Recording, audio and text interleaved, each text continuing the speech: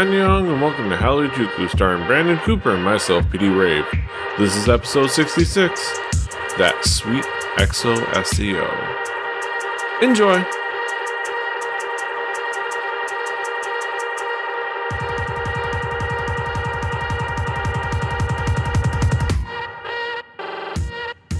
Buenos nachos, amigos, and welcome to another fantastic episode of Hallyujuku, your portal to the world of East Asian pop culture, if you've forgotten all the other ones. I'm PD Rave, your man with no plan. Here with me, as always, is my brother in arms, Brandon Cooper, aka King Kaz. How you doing, Kaz? This is an arm. Mm-hmm. I'm doing good. I have had a whirlwind. I have food in my mouth. Yeah. Yes. We're here to talk about East Asian pop culture. I think we talk about what's new, and I think the elephant in the room of what's new this week is, of course, our boys in EXO. We had to talk about them right away, just because we can get those fans that SEO, and we can please them right away so that once they're done with this, they can leave. No, I love EXO, you. I love that. EXO, SEO. I love you, Exotics, and I'm still gonna call you Exotics. I don't care about XOL or whatever that is. You're still Exotics to me, damn it. EXO comes back with "Call Me Baby," not a cover of "Call Me Maybe," but its own song entirely. It's kind of a classic EXO song. It's not a dance in a box per se. Has a little bit more of an extra setting, but it is shot similarly to the Iridong Growl video. And it actually has a little bit more, a nice progression for EXO. Actually, yeah. I kind of like the song. It's a different track. But definitely the video and the choreography. The dancing in it. Like, I thought it was a good use of kind of the props and stuff in the video. But I like that they didn't hardcore go with the one shot. Yeah. Because that's kind of their thing. Yeah, the one shot. They kind of played around with it. Things flowed, but they didn't just like rely on the one shot. They did cuts and transitions and stuff like that, different outfits. The song's good. It's gonna be exactly what exotics love, and it's gonna win many music shows, and that's all that matters. Pretty much. But it is a catchy song, and it works, and the dance is cool. It is a catchy song, and like you said, like it's a really, really good dance. Like I gotta always give it to EXO. Their choreography is always fun and on point. Yeah, like it has some really good points in the choreography. And there's just like a really sweet kind of R&B feel to this, like that I really am enjoying. Mm-hmm. Yeah, like it's a pretty cool quality track, and I think we both dig it. I don't know if it's gonna be an everyday listen to me or it's gonna really go on my playlist all the time. But hey, it's there. It's cool. I can't hate it. I can't hate. Pretty cool stuff. But yeah, Kaz, let's talk to you. Kaz, what's new with you? I was rocking out to the EXO stuff. All right. This week I kind of took a divergence from what I would normally pick. And I kind of scoured around a little bit and I was looking for stuff. I was definitely going to use that EXO song at first, but like Pete said, I think it was one of those things where it kind of is really out front and doing things really big right now. So that kind of had to be its own separate thing. So for me, I thought I'd go with something a little different. I kind of scoured through EXO-K. And I found a couple of groups and people that I've never heard of before. And one of them being P.D. Brown, featuring Kanto. And there was a few interesting things about this, right? I really, really enjoyed the song itself, but I kind of enjoyed the fun of the video using the 360 camera. Yeah. I thought mini it planets. gave it a fun Yeah, like I thought it gave it like a fun, unique like perspective, and it has this weird feel where like it does look like they're on these little planets. And I thought it was just really fun. Yeah, it was a well shot video. Like it has an interesting visual concept. Just like yeah, like they're on this little like the ultra fisheye lens thing, and on like these sphere shots, which is really cool. Like it was creative, and the song is cool, and the song is catchy. But yeah, it was really well done. Yeah. Other than that, like I said, I'm not super familiar with PD Brown, but what I heard here like has made me want to go look at more, and that's kind of something you always want when you hear music for the first time, and it's kind of new to you. You want it to catch you to a point where you're like, oh, I definitely want to go check out more of that. I definitely want to go hear more of what they got, and I definitely want to do that now. I want to go hear more of PD Brown. Like, yeah, Pretty Brown. They're pretty brown. So we don't really get a good look at them, but yeah, they're I guess they're pretty brown. Yeah. yeah. But yeah, you don't get the on them, but it's a good song. So, my next one, another a band that I'm not. Well, no, this is another group. I'm so confused. Where am I? I'm right here. This one was another like really, really, really fun video. The song is called "Spring Breeze" by Lean Musai. Lean Musai. Lean Did you Musai. say say or sigh? Say. Okay. Like gay. At first I kind of wasn't sure how to feel about this song, kind of going into it. But as it went on, it really kind of caught me, and the video just caught me too because it's so freaking fun. Like watching everybody watch the video, Yeah. like and just do weird shit. Like completely distracted. Like this one lady puts the banana aside and puts the banana peel in her smoothie. She's so distracted. Yeah. One other dude ends up peeing on the other dude's shoe. Yeah. And then random white dude. Yeah, and it's a really nice song. Like, yeah, the visuals of the video are really fun and really kind of catch your attention because of like the fun distractedness of everyone. But I just like I found the song really like soothing, in a way. Like it was really soothing and really fun and just really like such a calm, interesting song that I was just like, man, this is really fun. I like this. Yeah, it's a really cool song. I like the feel, like the guitar strum at the beginning is nice and kind of brings you in. It has a nice little like funky like disco guitar-ish sound, but it's cool. I like the song. It's a feel good song. And it is a feel good song. Yeah, and this song and now the other song that you got for us also is letting us know, I guess, spring is here. Yeah. So that song was called Spring Breeze. The next song is called One Spring Day by Tate, which is a duo that I'm not, once again, something I'm not familiar with, but something that caught my attention in such a way that I definitely want to go check out more of their work. Which was kind of my theme for today. It was like things I'm not familiar with that I definitely want to hear more of, and I'm sad that I haven't heard of before. And this was something like that too. I thought this was going to be like a really soulful ballad song, but it kind of picks up a little bit in the middle, and it's still soulful. It still has a lot of soul to it, and it's still really interesting in that aspect, if that's something that you like. And I'm pretty sure that they have more like this from the way that their music is arranged. But I don't know. I just enjoyed it for what it was, and I really liked it. And I thought it was a really simply shot video. It's one of those videos that me and PD always talk about in Korean music, where it's a video about them making a song. Yeah, and then they're also brewing themselves some hand drip coffee, and they're in their like adorable little striped sweaters and with their keyboards and being cute and adorable and likable and like boys next door. But it's like, there's also a couple of moments where the video almost seems stalkerish, like when it's like when the camera's like looking through the window and like moving back and like kind of peeking around, and you're like, are they being stalked? What's going on? Just somebody's like, but no, it's just a Opa, I love you. Opa sarange.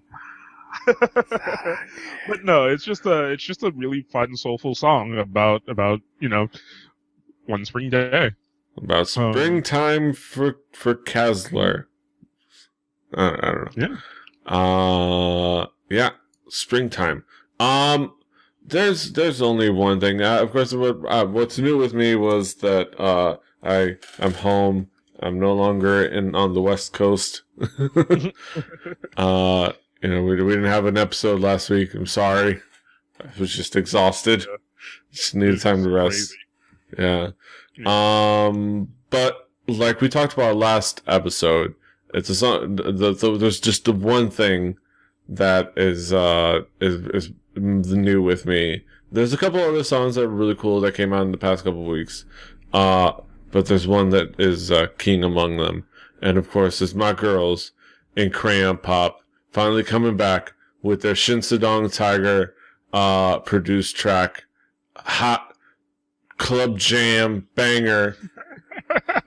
My thug queens ready to slay left and right. Crayon Pop with FM. I've already talked about how much I love this song. I was able to see it live. Live. Performed, for the first time, and I loved it then, and I still love it now. The video only adds to the fun of the song, the fun of the comeback, and the fun of the concept. It takes that they straight up came and snatched Momoclo's weave. They just came and just snatched Momoclo Z's weave and just said, you know what, we're taking over. Mixing the ideas like the Power Rangers / Sailor Moon / Ultraman, I don't know, just mixing all kinds of stuff in there and looking amazing, and the song is so good and the video is so good. I love it. Crayon Pop FM, yeah. Kaz, what did you think about this? I really enjoyed it for kind of what it was. Like I'm not the biggest Crayon Pop fan. Fawn? But I don't know. I really enjoyed it. I thought it was fun. I thought it was silly. I love the like kind of mix of a bunch of different things that happen. Like there's a mix of like Sailor Moon and Power Rangers and like other kind of superpowered things going on here.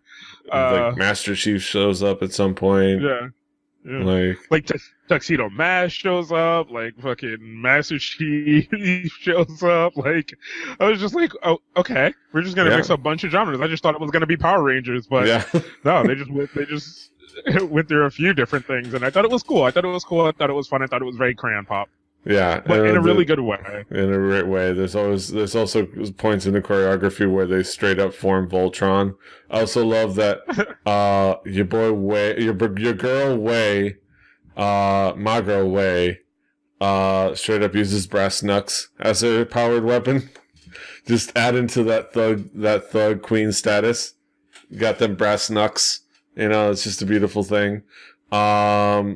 And there's just so many great moments. The choreography is well done. The song's well done. I think the only criticism that I saw, because there was like some criticism about the track, and it kind of a dumb way to criticize it. It says that somebody was commenting that had been there and went like, well, y'all should lower your expectations because it's just kind of like sounds like a Tiara song. It's like, is that really a negative? Like, Tiara puts out bangers, like, left and right. Like, of course it sounds like that, because it's just a Dong Tiger. Like, if it has the positive aspects and the kind of the catchiness and kind of the things that make Tiara's, singles that, Shinsadong Tiger's songs for Tiara work so well, how exactly is that a criticism? Like how, that's part of what makes it so good, is that it has all those like aspects of being like a really cool banger of a song,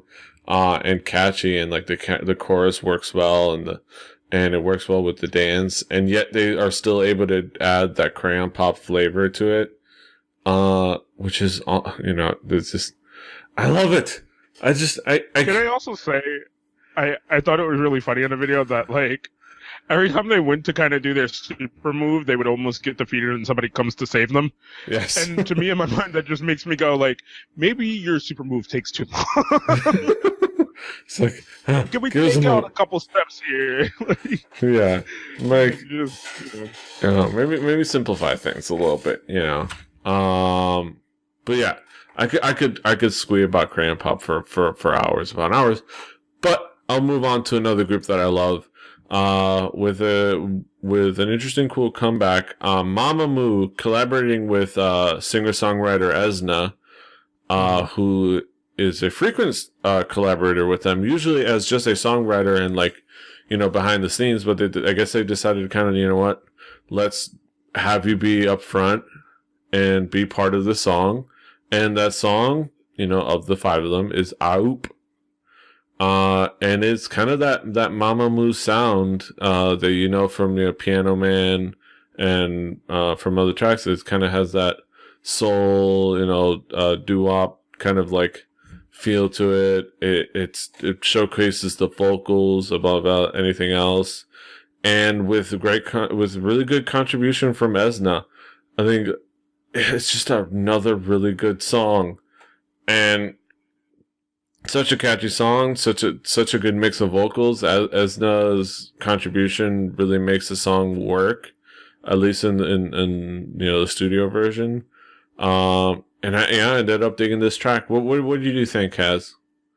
I really liked it. I mean, I think, as we've said again, like, Mamamoo is this group that is constantly growing, constantly getting better, constantly evolving, but they already have a really solid foundation in what their sound is, and it only grows from there, and they have so much potential. Like, they have so much growth potential, and I really like a lot of the stuff they're doing.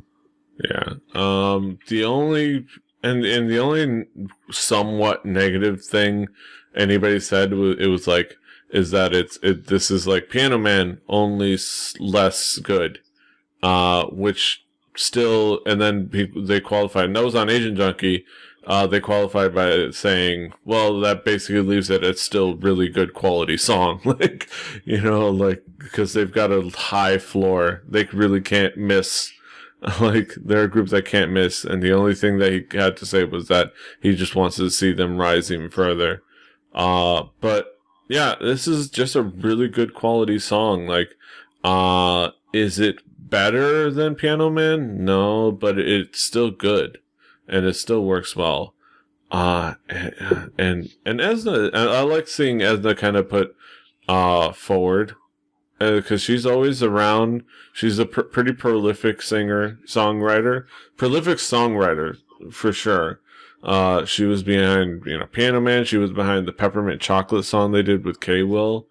And she's behind quite a few tracks out there. So it's kind of cool kind of seeing her get center stage. So yeah, more great stuff from Mamamoo. And last but not least, for comeback songs, we had our girls. Oh, baby, I like it raw. I apologize. Yeah. Let's move on. Miss A with Daro Namja Margo Na, or Only You. It's our girls from Miss A. It's Suzy. It's Wang Feifei. It's Jia. It's Min. It's Min's boobs. And it's the song Only You. And it's a quality track. It's a really, really good visual of a music video. Partially because of Faye and partially because of Min, who kind of breakout star status, for a couple of reasons. And yeah, it was a really good quality song. I love seeing Miss A be back. I love kind of seeing that what they do now, especially kind of like, yeah, Miss A always kind of has really solid tracks. Like, it always has really solid tracks. What do you think, Kaz? I like Mitse. I like Mitse a lot, and I really like this song. And I really also like some of the outfit choices for this video. I'm not gonna lie, they kind of had me sold on some of this. Yeah. It is a very like kind of sexy-ish video, and very sexy-ish, not sexy, but very sexy-ish. Like, and I like that, and I love the beat. Like, I don't know who did the beat for this, but holy shit, I really liked the fucking musical arrangement on this. Yeah, it's like, it's really well done. The song is catchy. The visuals are on point. The dance is done well when you get to actually see it. And then if you see like the dance practice videos, yeah, it's pretty on point on quite a few of the sections. Really good choreography. Really good song. Yeah, it's just another quality Miss A comeback. Like, there's nothing really to complain about. I'm glad to see the girls back. And of course the breakout star. Goddamn, Miss A, Min. Like, she's usually kind of this adorable little goofball, but damn, damn, Min, how you doing? Turn into Enzo Amore here. How you doing? Even though on our show I'm Big Kaz and Kaz is Enzo. Hey. That's the dynamic here. How you doing? And you can't teach that. But moving on.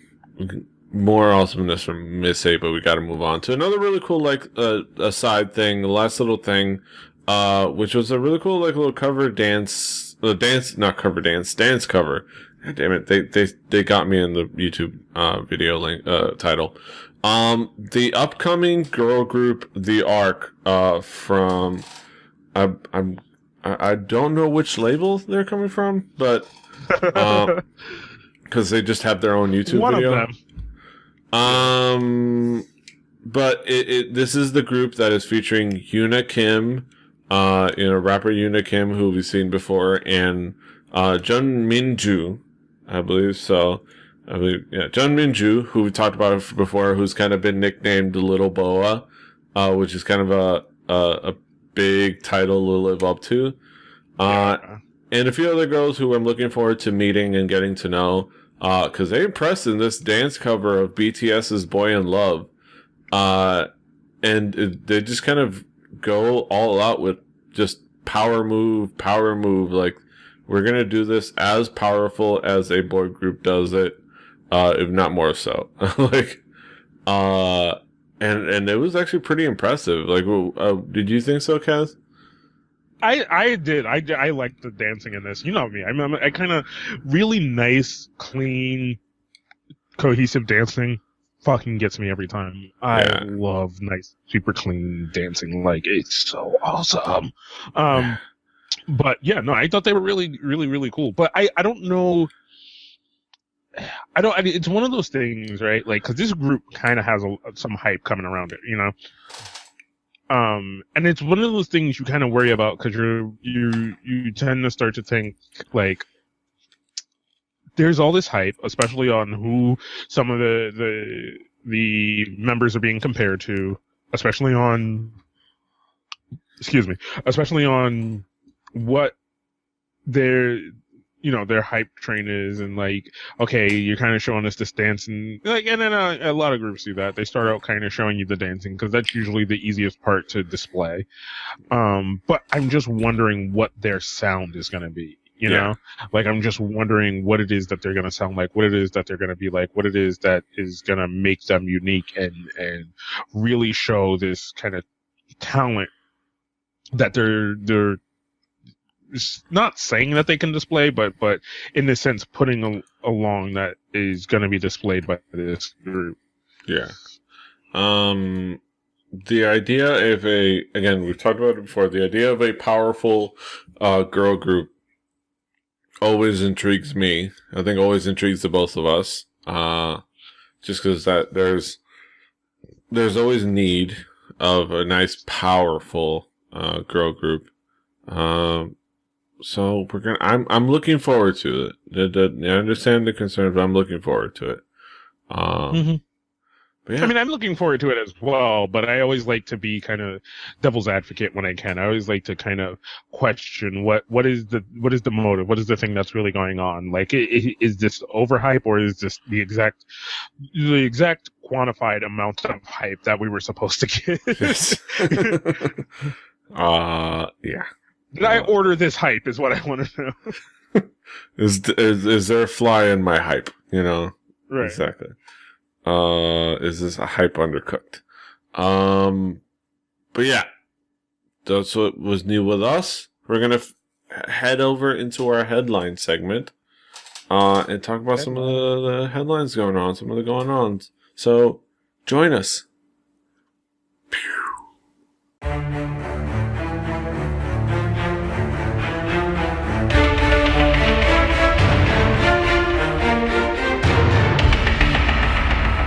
Alright, ladies and gentlemen, welcome back to our headline segment here on Hallyujuku. We're going to talk about some topical topics and some interesting articles.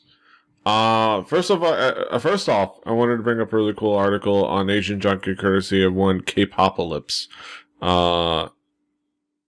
called and I love the headline, a hep primer for K-pop fans who shower. People who seem to like this technical post. This is kind of more along the lines, if you are familiar with K-Popalypse's work, his more technical articles, and this one he kind of gives a nice little breakdown on hip-hop music and what rap music is, what rapping is as opposed to hip-hop.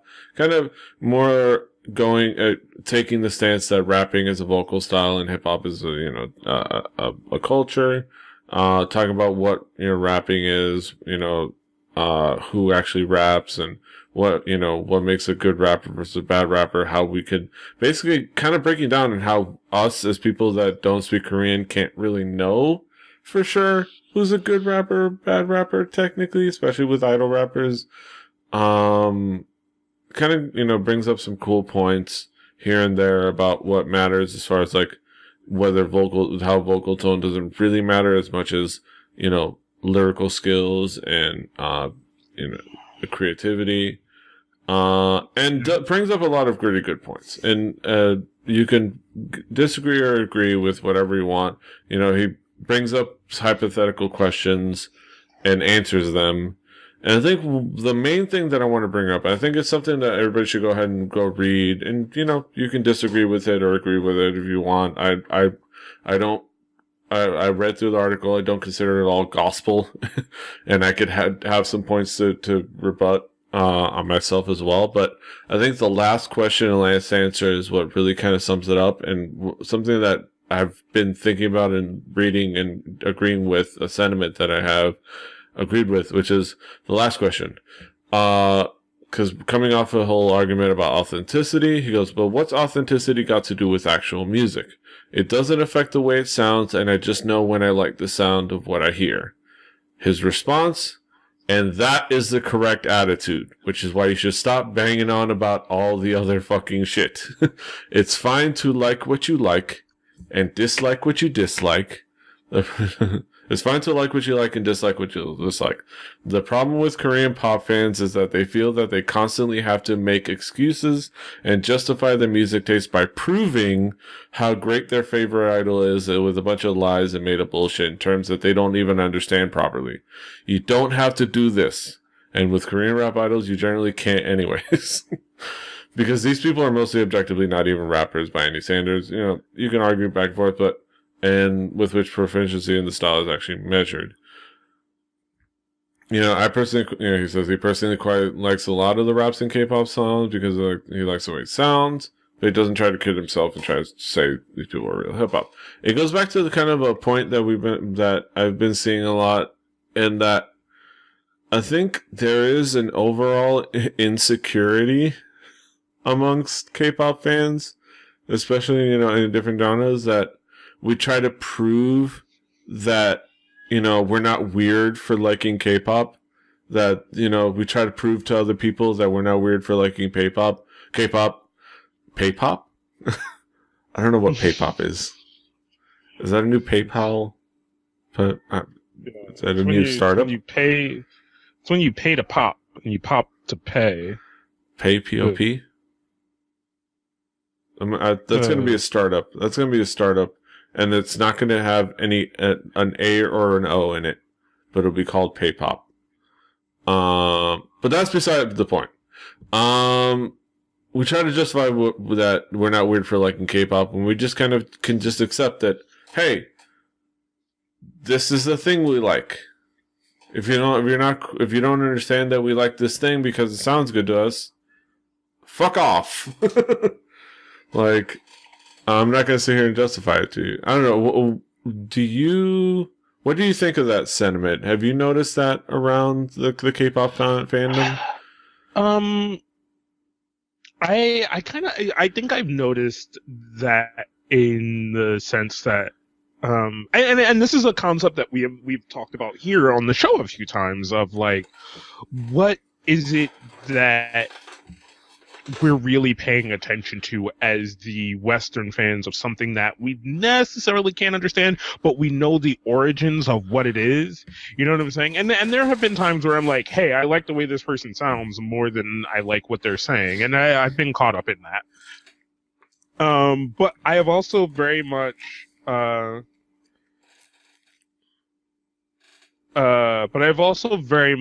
been in the sense that, there are things that I'm like, you know what? This matters more to me than anything else, or that matters more to me than anything else. And usually it's like you said, what these articles say is the right thing. And I will be super honest and clear. I have not read this whole article.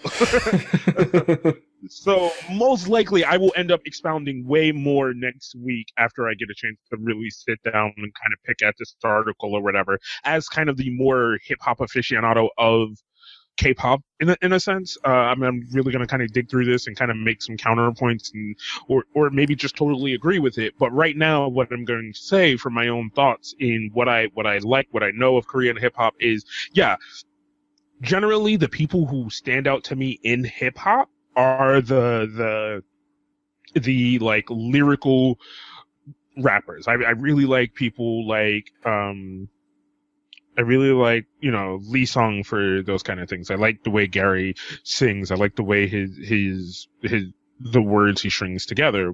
We've talked about Verbal Gent a bunch of times. We talked about Tablo a bunch of times. We talked about a numerous amount of people that aren't necessarily idols, but we've also talked about idols like Top. Top is a really good rapper. He does well in the songs that he's put on. He's done well on his own songs and things like this. We've given a lot of respect to EXO-K, and we are continuing to have to respect the things that Rap Monster is doing, even though we don't like his inception, right? Because the lyrics are good, the song arrangements are good, and there is some genuineness put into this. But I also think there is this kind of taking counterpoint on like, oh, what does this really mean and what does that really mean that you were saying, that I think can sometimes get a little lost. A lot of American rap in itself is a lot of boasting and a lot of things that it's not really a claim to be, but that doesn't take away any of its legitimacy. That doesn't take away any of its styling. That doesn't take away anything from it, because when you really get down to it, it all comes from the inception of hip hop and telling a story and doing all these other kinds of things, and at a certain point, sometimes rap is just rap and it's entertainment and it's there for entertaining quality. And that's why I can respect idol rap to a certain degree. Sometimes it's hokey, sometimes it's silly, but so is some pop music, and so is a lot of the genre of this music in which we're talking about with K-pop. A lot of it is pop, a lot of it is R&B, a lot of it is rap, and sometimes there's going to be hokey stuff in there, and that's just kind of what it is. Yeah. And I don't know. I don't want to downplay anything, and especially because I haven't read through the whole article yet, but kind of peeking through it and listening to what you said and then kind of taking these points, it's just like, I think the focus at the end of the day has to be on, are you having fun with the music? And if you're having fun with the music, I think that's really all that matters. Yeah. If you like it, you like it, you know, and it goes back to the other thing that we have said time and time again. It's not going to be for everybody. Not every piece of music is going to be for everyone. Even if it's in a genre that you like, there's always not going to be a thing that you like in that genre sometimes. Yeah. And I think sometimes we can get too caught up on the origins of things and the genuineness of something.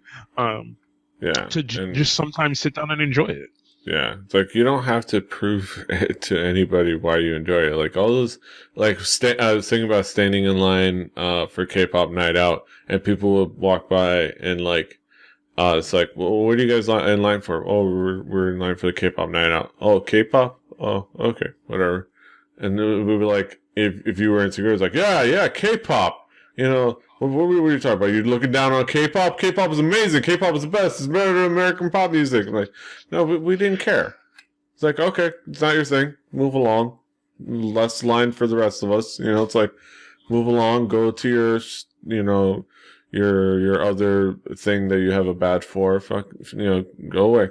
And then we're gonna enjoy our thing. But yeah, it's okay to like K-pop. You don't have to prove it to anybody. And that's going to be our ribbon on that. As we move on to our next headline, a little bit of a sad news.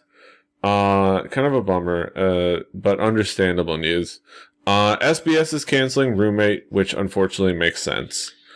I haven't started watching it again yet. SBS announced that instead of doing that third season of Roommate, they're just going to cancel the show. And no matter how entertaining I found this, we found the second season over the first season. This makes sense. Season 2 of Roommate will end on April 14th. A goodbye party was planned with the cast of the first and second seasons, but that did not go through. It seemed that they were trying to share memories one last time since so many stars went through that house over 1 year. Even last month, Roommate was preparing for a new season, remodeling the house and recruiting new cast. However, with lower viewership ratings and unclear direction, the show was canceled. The first season was kind of a flop.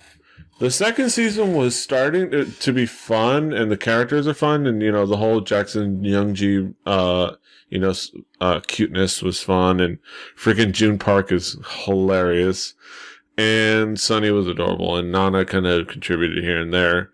But at some point it started to become, like the thing was, it started to kind of get into this like formula of like, they had one mild adventure out of the house, and then they invited one of the guests, one of the members invited a friend of theirs over to the house, and they essentially interview that person. Like, oh, I'm over in the house. I'm going to cook some food. Let's have a conversation that's more or less an interview of this celebrity. Like, let's have a conversation. And then, and that became like the repetitive thing. It was the guest house. It was the guest after another, and they would sit down and hang out with the guest, for most of the show. And it was like, but they would be cooking and, hanging out, petting the dog, or, they would bring, a shoe from SES would bring her twins, and they would be playing with the kids. But I don't know. It didn't seem like they wanted, they had any kind of clear direction, so it was understandable. Like, or any want to do any actual reality. So it was understandable that the show got canceled, even if I did enjoy it a bit. You didn't get a chance to check it out. Are you going to try to finish it out now that I watched most of the first season. We know that. I watched most of the first season. But I don't know. I just never went back, and now I feel like kind of sad. I'm like, oh, was it because I never went back? Yeah. It was. It mainly domestic ratings, which is a bummer. There's a fandom out there, but it's not huge. and it's not like Running Man where they can kind of survive low domestic ratings because of kind of their overseas, cash milking, because they make money overseas. They kind of don't have that, so it's tough. But it's a little sad to see the show go. Rest in peace, roommate. Yeah, I mean, it is a sad thing. There seemed to be somewhat of a fan base for the show, and I don't know. I guess, like you said, it kind of played itself out in a sense, and that does make it a little bit sad. Yeah. But moving on to big news. I think something that we don't want to downplay.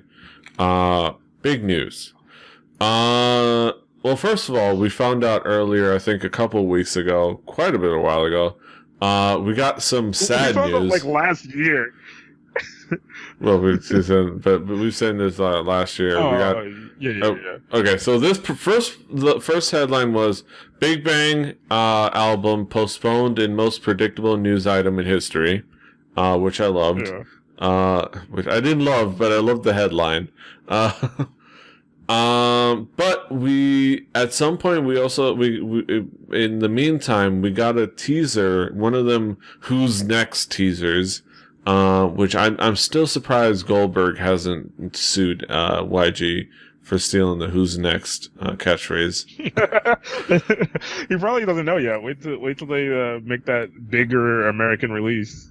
Yeah, it's like and it's like he spears YG, puts him in the jackhammer, and then YG will be like, "Yeah, that new album by Goldberg is coming out on YG." We got a teaser. Who's Next teaser for it will never come out. Yeah, never come out. For April 1st, we got a date. April 1st. It didn't have a month and day, and then the month and day was revealed, and it was a time bomb.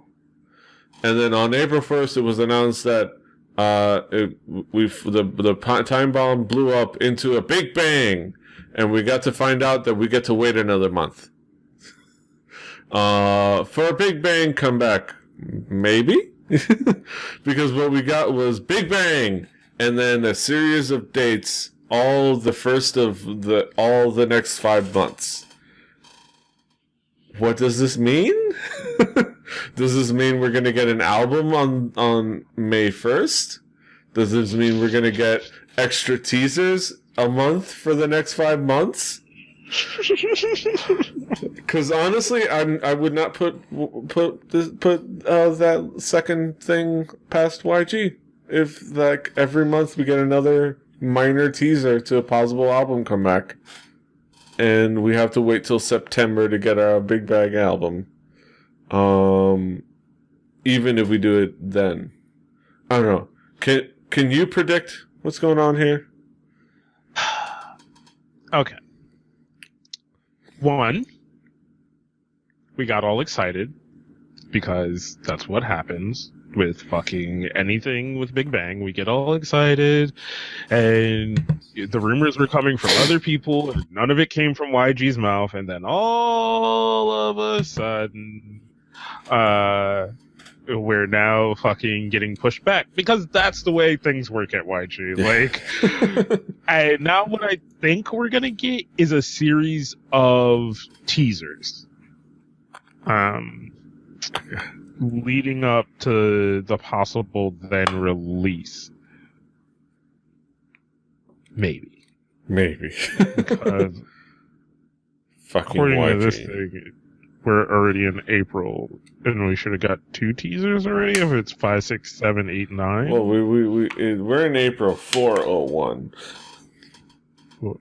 No, the first date is May 1st. So we're getting something May 1st. Okay, I'm confused now.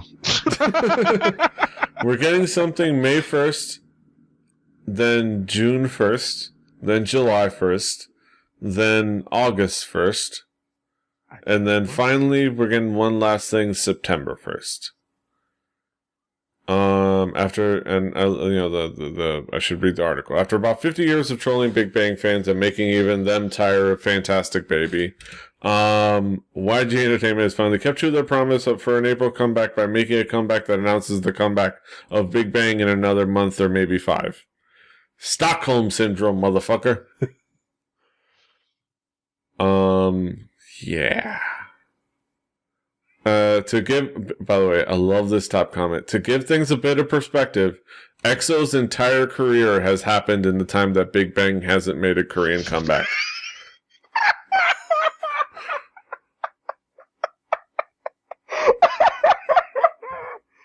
Just putting it out there. In the meantime, EXO has happened. That's pretty fucking funny. Oh, man. So the countdown is on. May 1st for our first Big Bang disappointment. May 1st, our first Big Bang disappointment. Yep. Look forward to that. Welcome to being a YG fan, ladies and gentlemen. Hey, when's that new 21 album coming out? Never. Yeah. You know what? I'm gonna make a fucking hardcore bet right now, right? Yeah.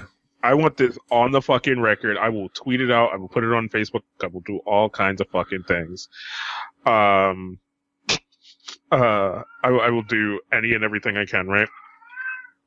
Fucking, we will get another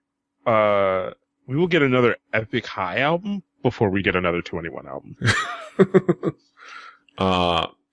That might be a pretty safe bet. Yeah, that might be a pretty safe bet. Speaking of Epic High. Yeah. Speaking of Epic High, wrong head. Wrong overlay. Speaking of Epic High reported to establish a sub-label under YG Entertainment catering to underground hip-hop artists.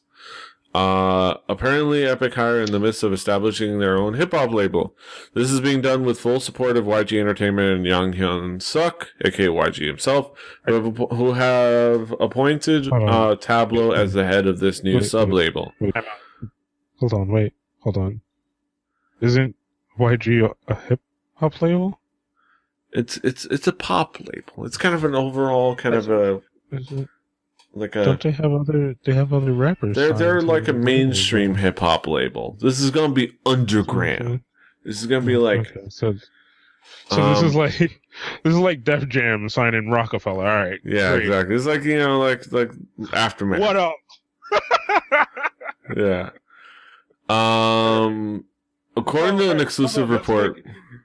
Let's make the speculation real quick. I know you want to read this. Hold on.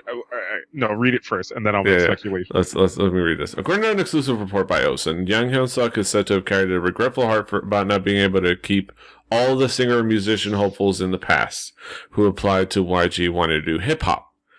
Because of this, he has decided to ask Epic High, who has the best knowledge about the underground scene and the tradition of hip hop in YG, because it certainly isn't YG himself, to establish a new label, which will be supported behind the scenes by YG Entertainment. Tablo was chosen to serve as the head of this new label, as he not only understands the underground scene, but is also a multi-talented hip hop musician who can write, compose, and play instruments in addition to rapping and singing. Yang Hyun Suk told the media outlet, whether it was One Time or Jin Yushan, YG's roots have always been in with hip hop. YG is indebted to all those in this land who pursue all those on this land who pursue hip hop, and also feel gratitude towards them. We will be doing our best to support this new hip hop label so that it will become a good opportunity to those doing the underground hip hop. Yeah, and Tablo talked about how he's been producing for YGX, and he's developing a new label. All right, you can give your thoughts and your speculations. Well, what do you think? All right. So I think this could kind of be a cool idea. I think this definitely could be one of these things of like skyrocketing Tablo to that next level of just kind of showing his skill in now, like being able to pick the best of the best. But here's what I want to do, right?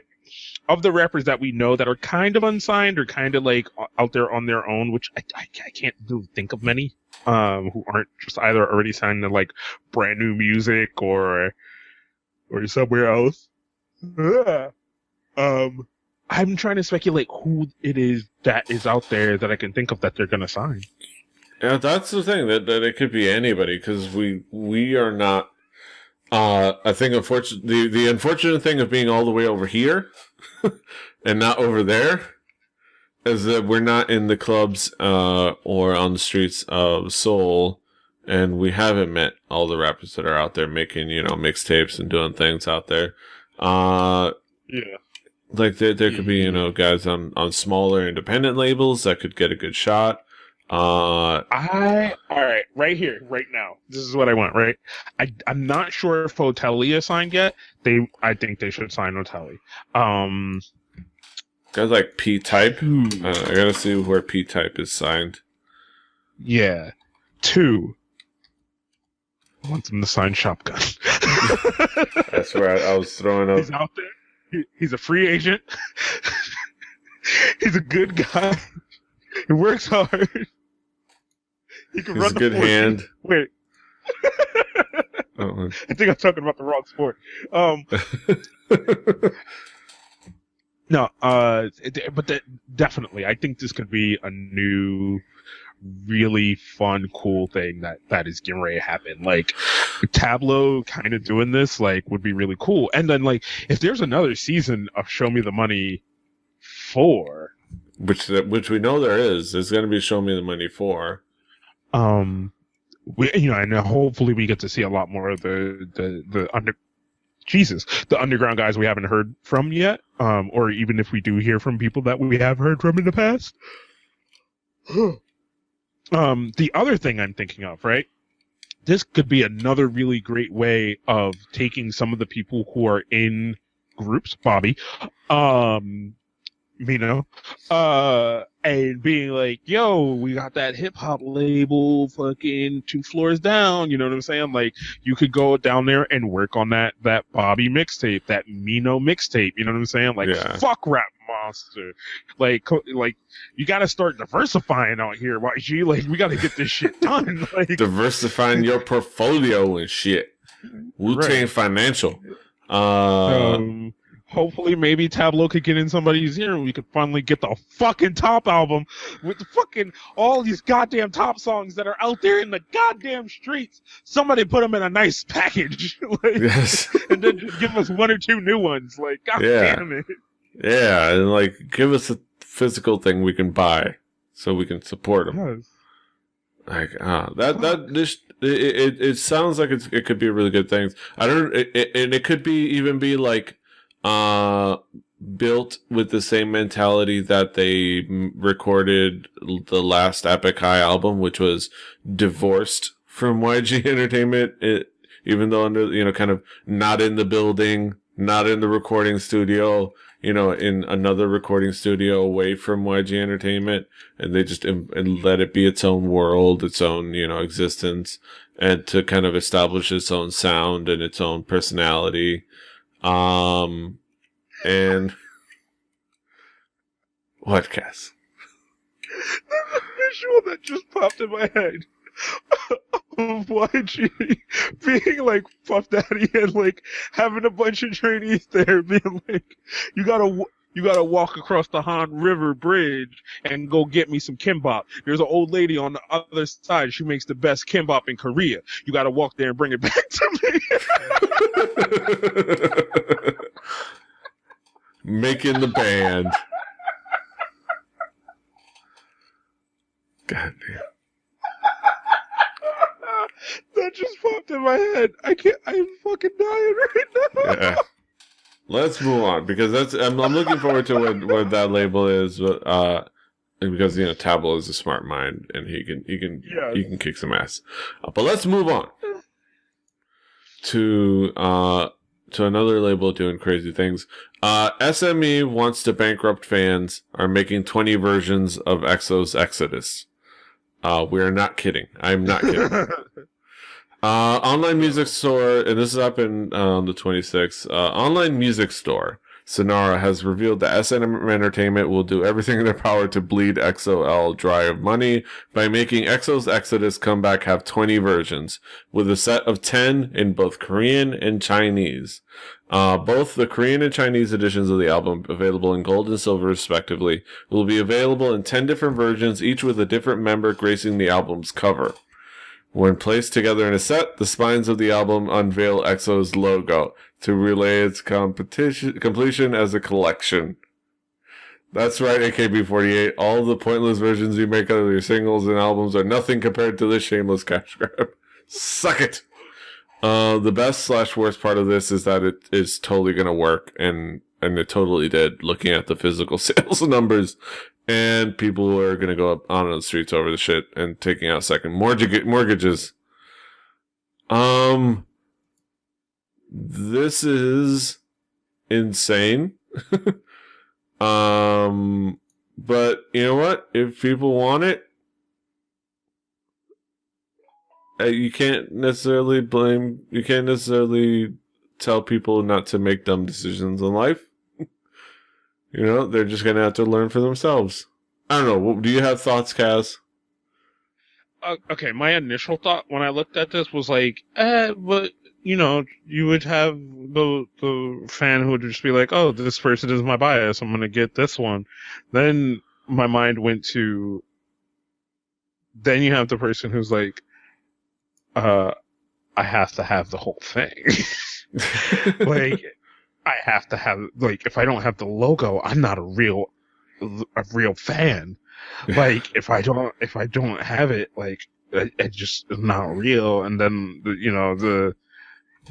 I could go, all right, you bought all the Korean ones, cool. But then there's that one person who's like, oh, but I also got the Chinese ones. And then everyone's like, well, this bitch, now I gotta fucking one up this bitch. You know?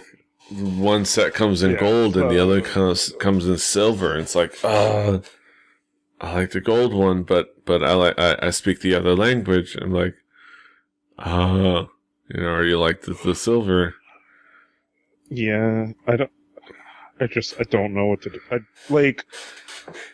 This is definitely a cash grab, and it can't be seen as anything else but a cash grab, but the fans will just eat it up and just take it for what it is. And I don't know if I should feel bad for them. They do that to themselves. Yeah.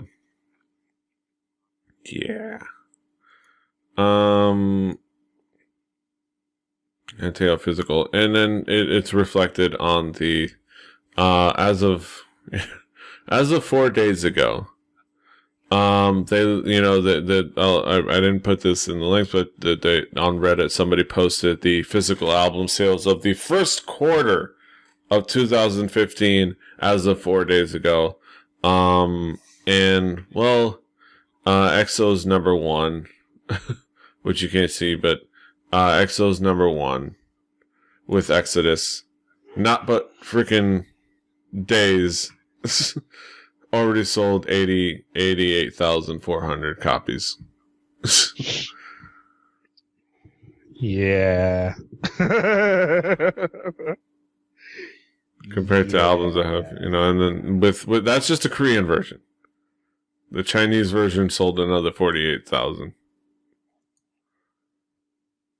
And that came out how many days ago? 8 days ago. So in 4 days. Yeah. There's nothing else to say to that. It was just, and that's why they exist. Hopefully the guys are getting some of that money at least. That's all I'm gonna say. That's all I'm gonna say. Hopefully they're getting some of that money because they're the ones putting in work. Yeah. Hopefully. We can tell ourselves that. For the sake of our own sanity. But yes. Last but not least, last headline. Giant penises roam the streets of Japan. It's the Kanamata Phallus Festival.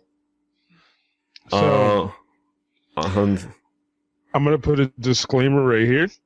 Unfortunately, I already knew that this was a thing because I found out about it a couple of years ago. And I've always been watching. Every year I watch, like, there's always at least one YouTube video of the parade, so I always end up checking it out. Yeah. 'Cause it's pretty crazy and ridiculous, kind of, some of the parts of this festival. Yeah, so this is something that's been going on for quite a while.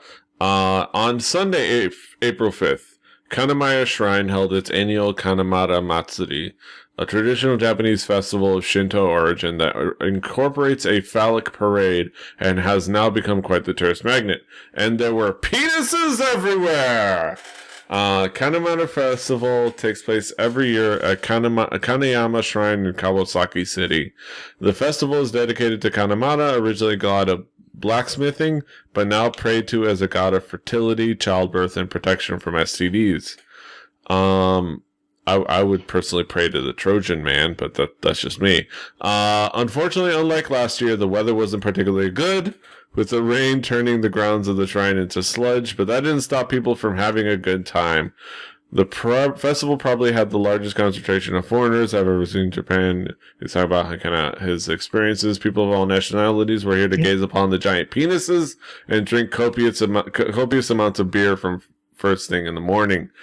The place was absolutely packed, and the three mikoshi, or portable shrines, that are carried around the area are the Kanamata boat mikoshi, tall and black. The Elizabeth mikoshi, big and pink.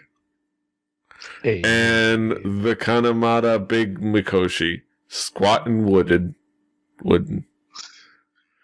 They circled around the streets for a couple hours, pursued by spectators who just didn't want to let the peen out of their sight or their camera lenses before heading back to the shrine to be stowed away for another year. There's only so much the world can handle. So without further ado, on to the phallic photos. There's also some really, really great photos in here of just people at the festival. Yeah. There's like a really great picture of a lady being very surprised by the penis in her hand that she is holding. Oh. A picture of some gentlemen who probably are now, like, being made fun of at their frat house. Yeah. Yo, that cock in your mouth.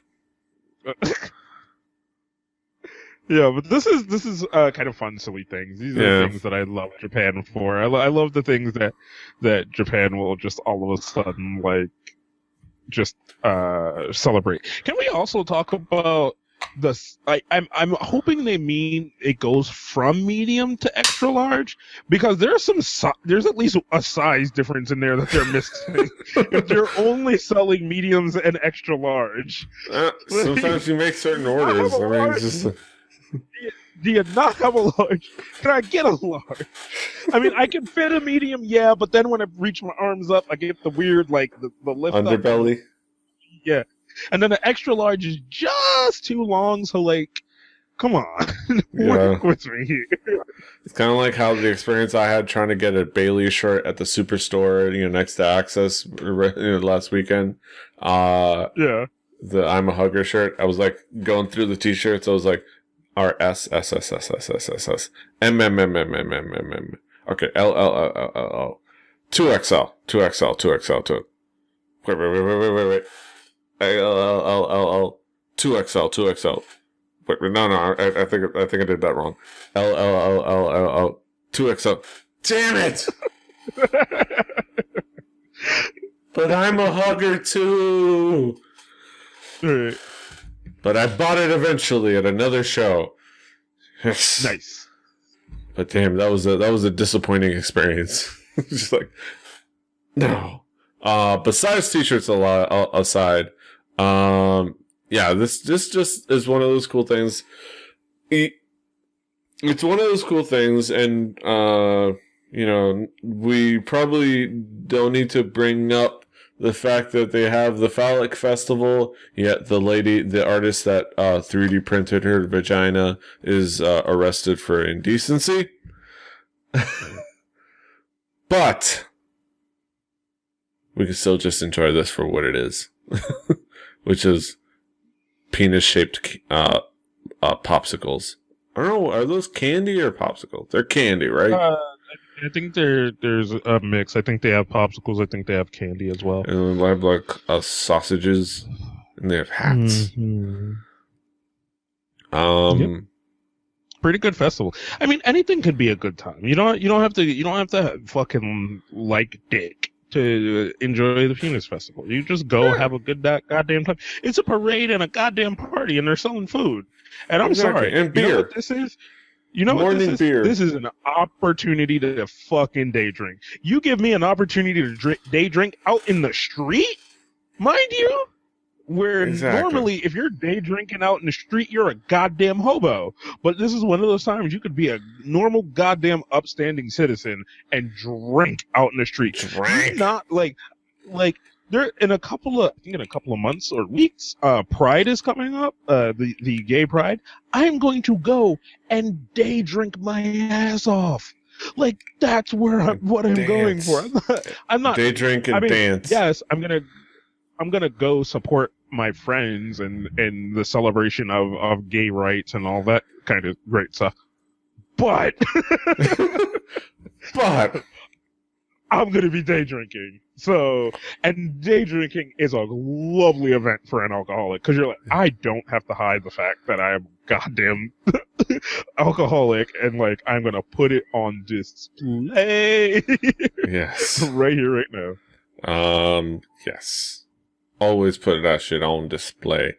But yeah, penis festivals for everyone. Enjoy. But that brings us to the end of another fantastic episode of Hallyujuku. Kaz, what do you have going on in your neck of the woods? I would like to point everyone's attention. It's not up yet. It'll be up pretty soon. I had to stop the upload because I needed the bandwidth to do other things.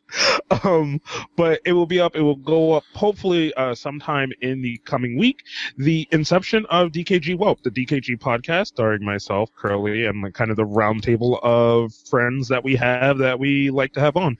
It's a kind of a growing show in its inception. There are 2 episodes recorded, so you'll get one in your feeds if you go and subscribe when it goes live, and then there will be another one coming out pretty soon after that.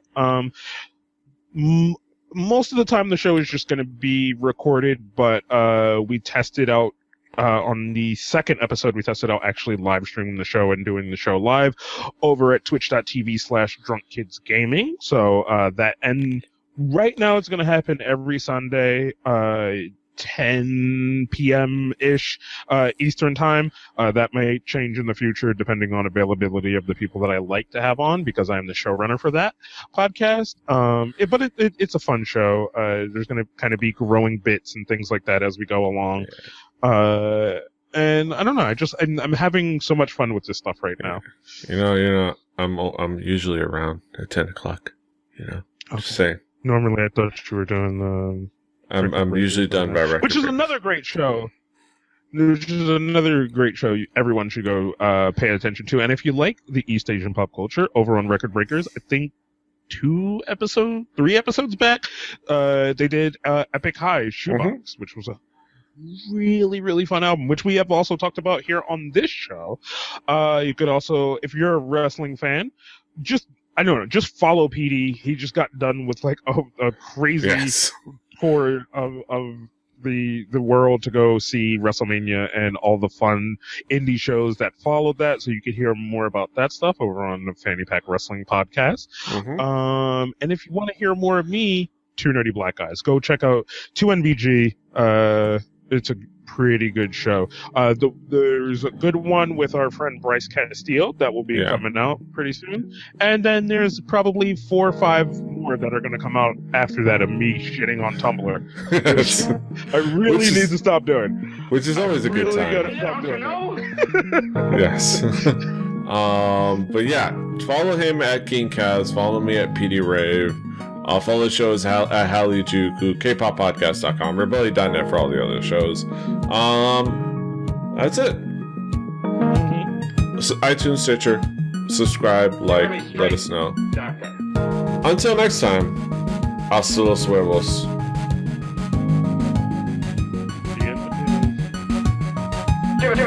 trace, Doctor. No. Fighting!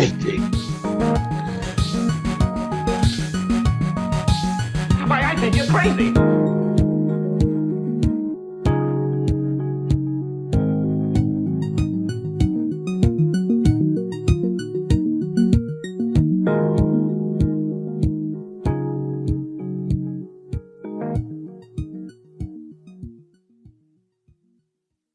Diamond Club hopes you have enjoyed this program.